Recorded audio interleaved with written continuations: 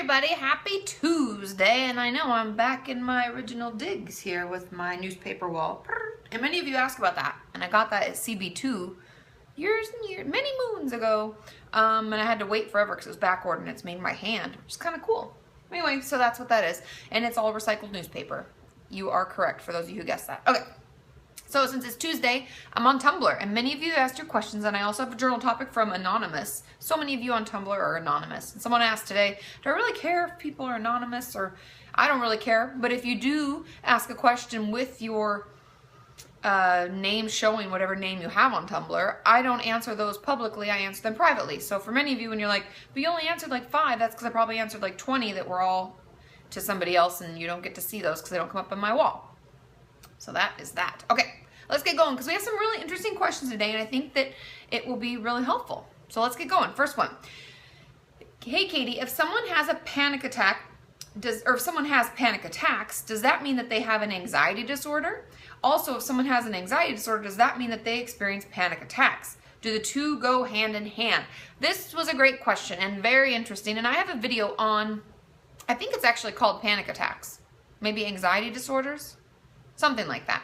But this was something that I had to drill into my brain over and over and over and over and over when I was studying for my licensing exam, because it's very confusing. But the way that it works is that you cannot be diagnosed with a panic attack. That is not a thing. That is a part of an anxiety disorder. Okay? So I'm going to say that one more time. Panic attacks are not a diagnosis. An anxiety disorder is. So if you have panic attacks, that does mean that you have an anxiety disorder. However, the reverse does not hold true.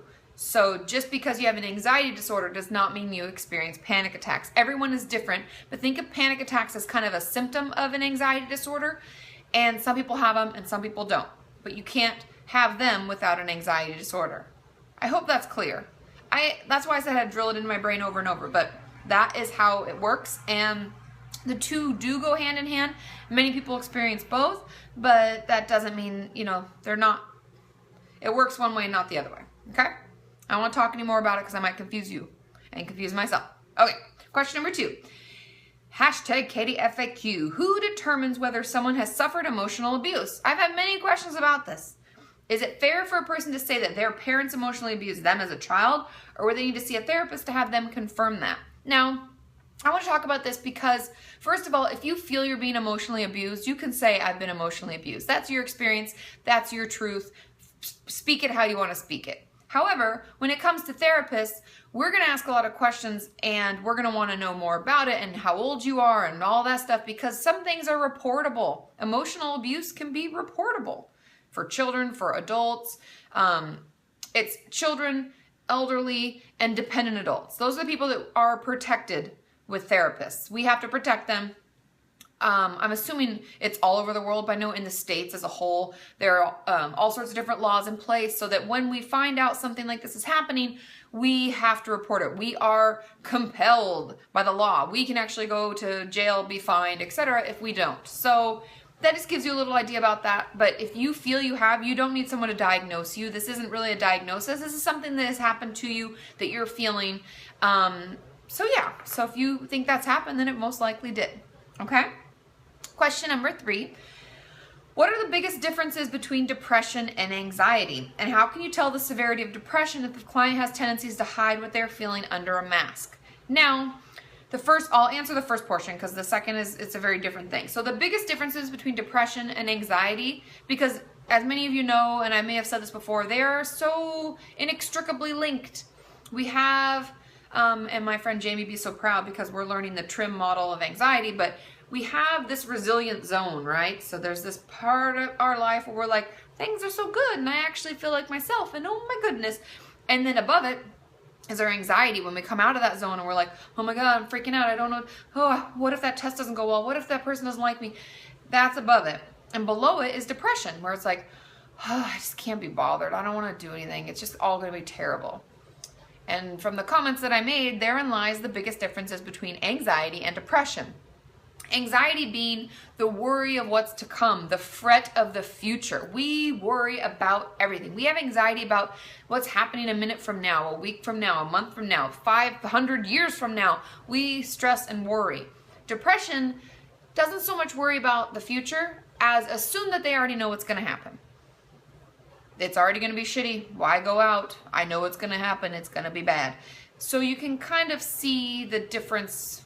I'm just going to keep it at that. There's a lot more to it, obviously. For those of you out there who are like, but I feel more.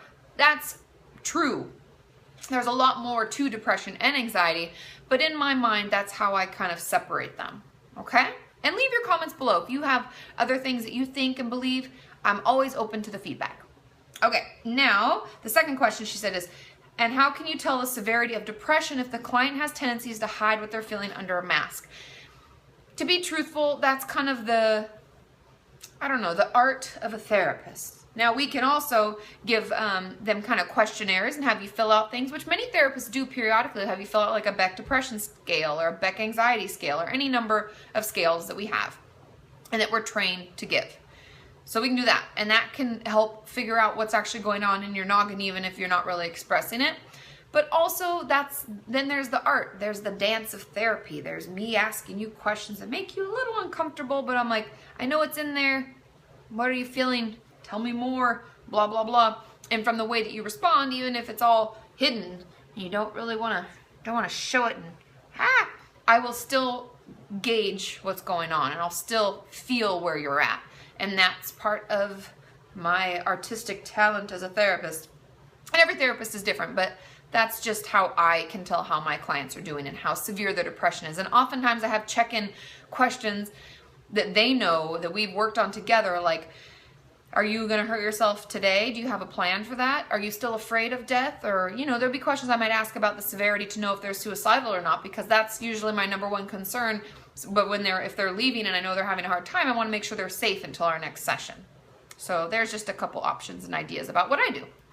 Okay, now a journal topic from Anonymous is a really cool quote. And it goes, very few things matter and nothing matters very much. It's by F. Scott Fitzgerald, who's a wonderful writer, and I really enjoy his books, and The Great Gatsby was one of his books, and I loved it. This reminds me of the book that, I don't even know where I saw this, but it was like, don't sweat the small stuff, and it's all the small stuff. And this kind of reminds me of it, because even right now, I'm just back from holiday, and I'm not going to ramble too long. I don't want you to have to listen to me for too long. But I just got back from holiday, and I just feel like I was thrown into a windstorm. I'm like, oh my God, there's so much shit to do, and so many papers to file. This person needs that. I got to mail this, I need to fax that, I need to blah, blah, blah. And I'm like, I'm all over the place, like a crazy person, like sweating, even though it's like 60 degrees out, because I'm like maxed, But nothing really matters, and every day goes by and I get more accomplished, and this actually wasn't as big of a deal as I thought it was going to be, and there's no real need for me to stress about it. And I really like this because very few things matter. You know what really matters? Family, friends, those who love and care for you and those who you love and care about, spending time with them, that's what matters. And all those other little things, they don't really matter very much. I really like that. So write about what it means to you. That's what it means to me. Okay, I love you all. Tomorrow I'll be on the website and YouTube, so ask your questions below today's video as well as at katiemorton.com, and I'll see you then. Bye!